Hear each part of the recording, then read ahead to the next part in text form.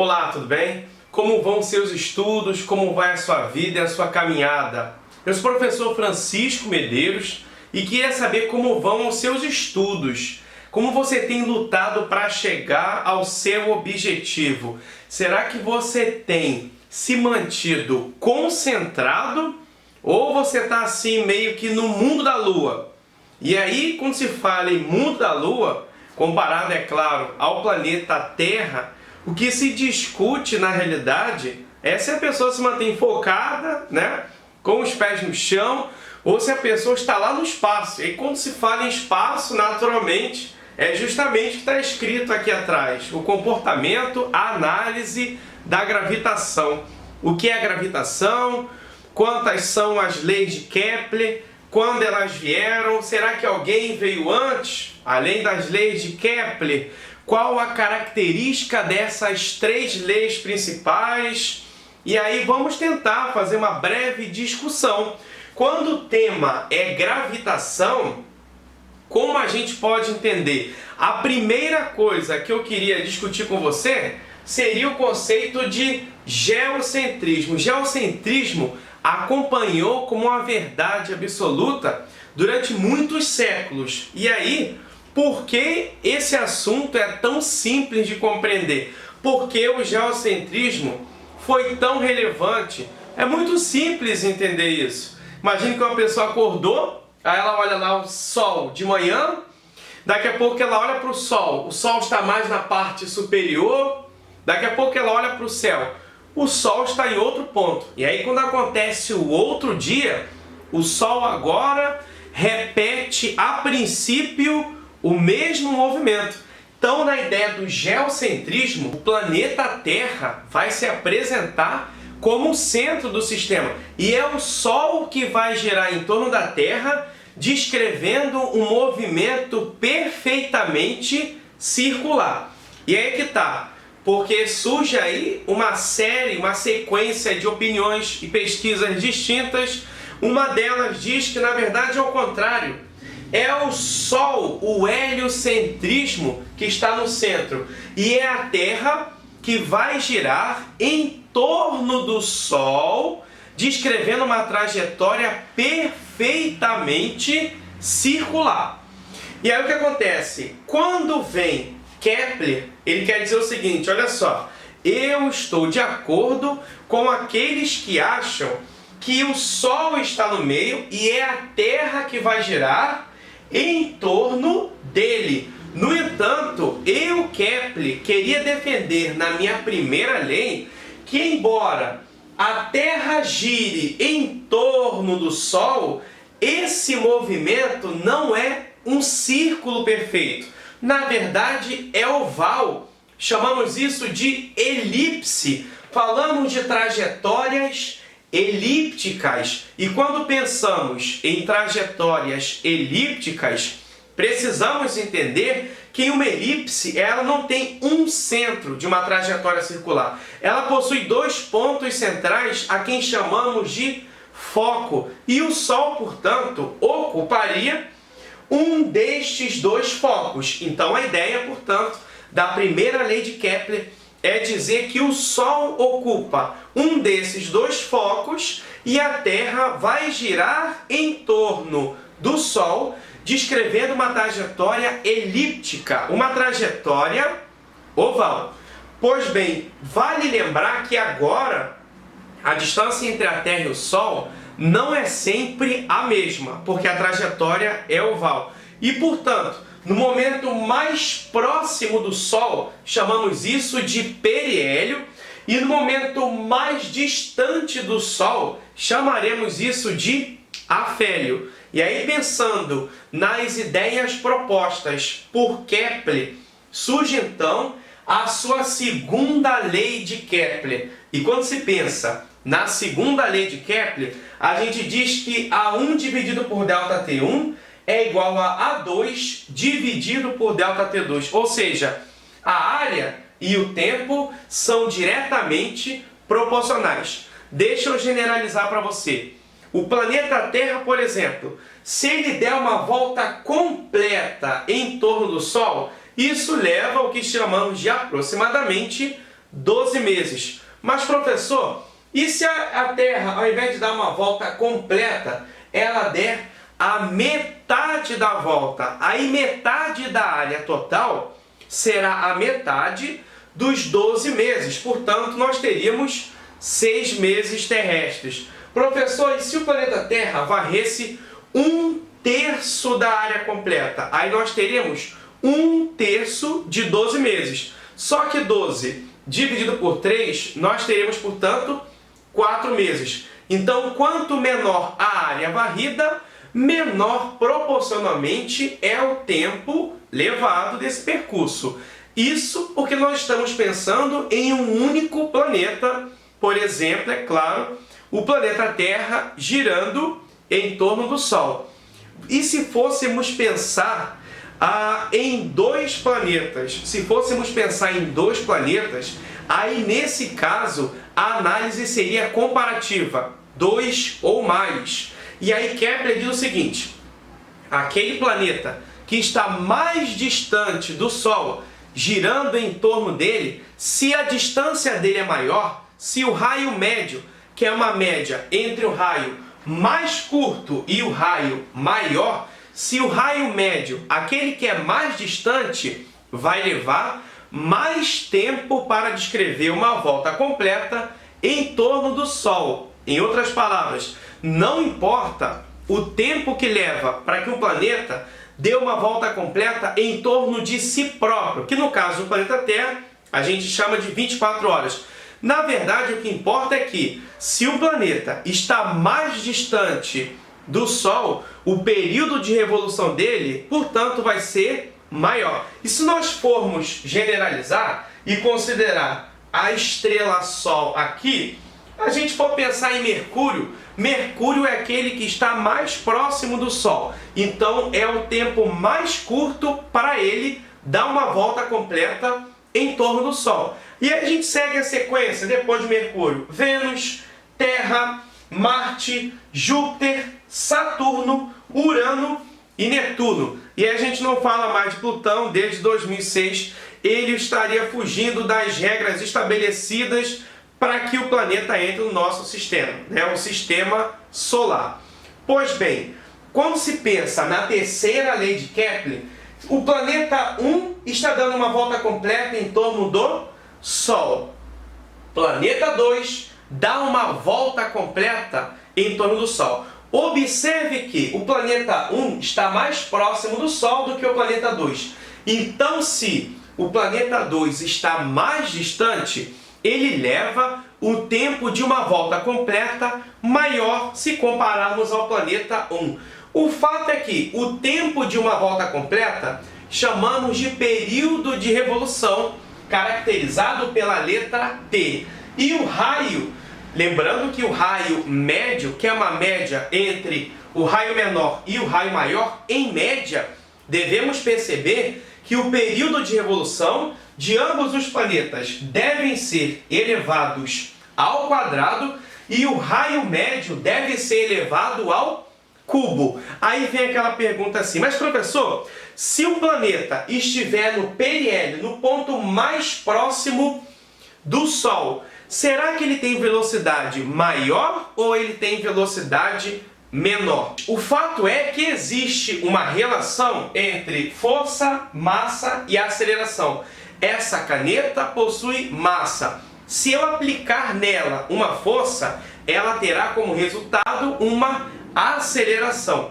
Pois bem, o fato é que a força gravitacional, que tem uma relação direta com a força que vem depois, que é a força de Coulomb, é a força de atração entre duas cargas elétricas, desde que os sinais sejam contrários, porque se os sinais forem iguais, aí as cargas elétricas se afastam, se repelem.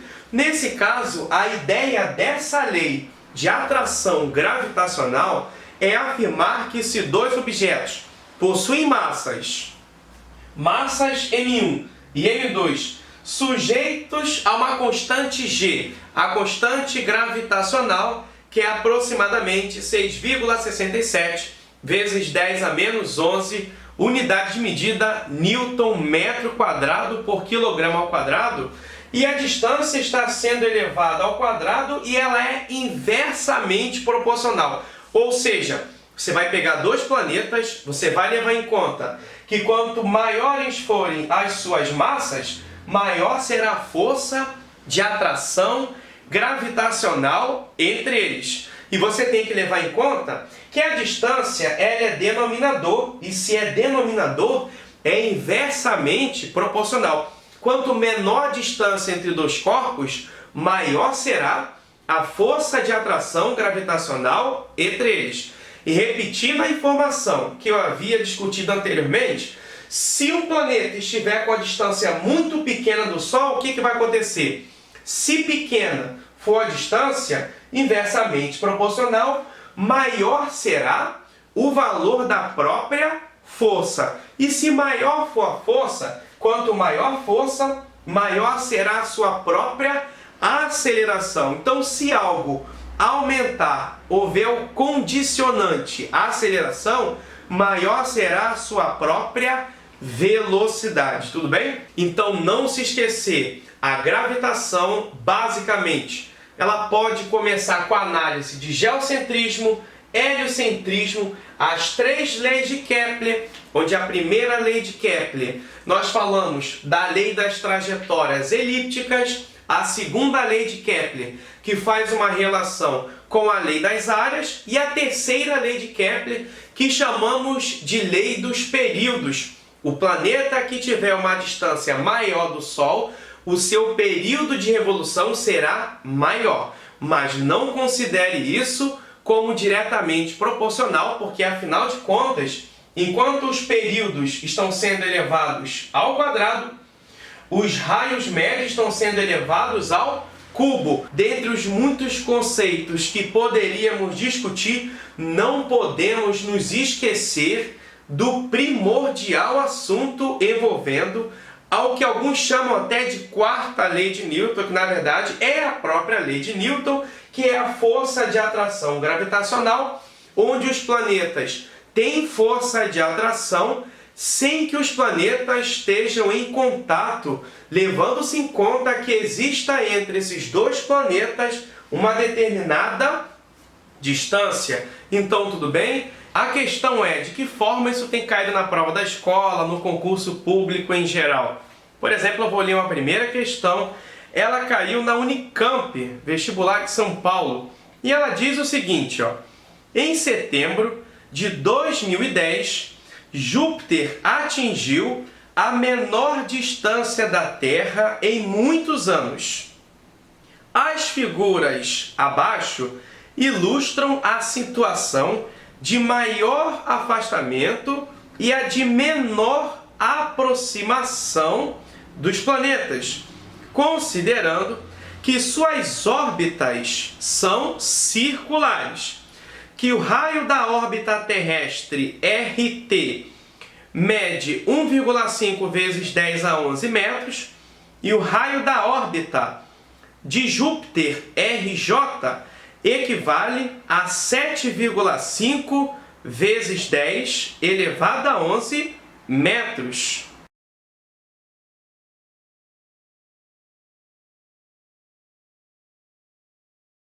A força gravitacional entre dois corpos de massas M1 e M2 tem módulo Fg igual a G vezes M1 vezes M2 sobre R ao quadrado, em que R é a distância entre eles. G igual a 6,7 vezes 10 a menos 11 Newton metros quadrados por quilograma ao quadrado. Sabendo que a massa de Júpiter é MJ igual a 2,0 vezes 10 elevado a 27 kg e que a massa da Terra é MT igual a 6,0 vezes 10 elevado a 24 kg, o módulo da força gravitacional entre Júpiter e a Terra no momento de maior proximidade é: letra A, 1,4 vezes 10 elevado a 18 newtons, letra B, 2,2 vezes 10 elevado a 18 newtons, letra C, 3,5 vezes 10 elevado a 19 newton, ou letra D, 1,3 vezes 10 elevado a 30 newton. Ou seja, para resolver a questão, ele já me disse que a força gravitacional é igual a constante gravitacional vezes a massa m1 vezes a massa m2 dividido pela distância elevada ao quadrado. G significa, o G maiúsculo é a constante gravitacional. O G minúsculo é a gravidade. O G maiúsculo, ele deixa bem claro que está valendo 6,7 vezes 10 elevado a menos 11. Quem vai ser M1 e quem vai ser M2? A massa de Júpiter e a massa da Terra. A massa de Júpiter, segundo ele, é igual a 2,0 ou 2 vezes 10 elevado a 27. E ainda falta também a massa do planeta Terra. Ele deixa bem claro que a massa da Terra é igual a 6 vezes 10 elevado a 24. Falta a distância entre quem? Entre a Terra e Júpiter. Observe bem que 7,5 vezes 10 elevado a 11 é a distância entre Júpiter e o Sol. E 1,5 vezes 10 elevado a 11 é a distância entre a Terra e o Sol. Para obter essa distância aqui, que eu vou chamar de R, né? O que vai acontecer é o seguinte: se você somar R mais 1,5 vezes 10 elevado a 11, vai gerar um total 7,5 vezes 10 elevado a 11. Então, o que é R? R é igual a 7,5 vezes 10 elevado a 11 menos 1,5 vezes 10 elevado a 11. Então, R, portanto, seria 6,0 ou 6 vezes 10 elevado a 11 metros. A minha distância ao quadrado, que seria o raio ao quadrado, será igual a 6 vezes 10 elevado a 11, que deve ser elevada ao quadrado. E aí é só calcular. Essa força gravitacional que devemos levar em conta, observe que nós temos o seguinte: eu poderia colocar os números aqui na frente se eu achar mais fácil.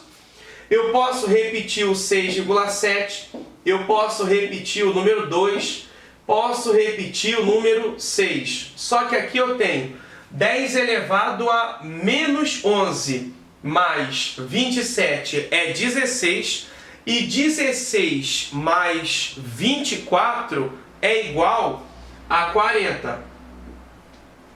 E aí o que acontece? Eu tenho no denominador o 6 vezes 10 a 11 ao quadrado, o que portanto seria o 6 vezes o próprio 6 e o 10 elevado a 11 vezes o próprio 10 elevado a 11. 11 são os próprios expoentes. Vamos prestar bastante atenção que eu poderia cortar o 6 do numerador e o 6 do denominador. Se você divide 6,7 por 6, isso vai dar aproximadamente 1,1. E 1,1 multiplicado por 2, isso vai dar aproximadamente 2,2. Só que no numerador eu tenho 10 elevado a 40, eu tenho o expoente 40, e no denominador eu teria 22. E se, portanto, a gente for levar em conta o valor da força gravitacional, teríamos aproximadamente 2,2 vezes 10 elevado a expoente de cima menos o expoente de baixo, 40 menos 22, isso daria expoente 18. A força gravitacional é 2,2 vezes 10 elevado a 18. Nós teríamos marcado a letra B dessa questão, tudo bem? Então eu espero que você se mantenha bastante focado, com os pés no chão, concentrado em prol dos seus objetivos e não com a cabeça longe na lua, e que você seja capaz de alcançar todos os seus objetivos. Tudo bem? Eu te desejo um forte abraço, muito sucesso e tchau, tchau.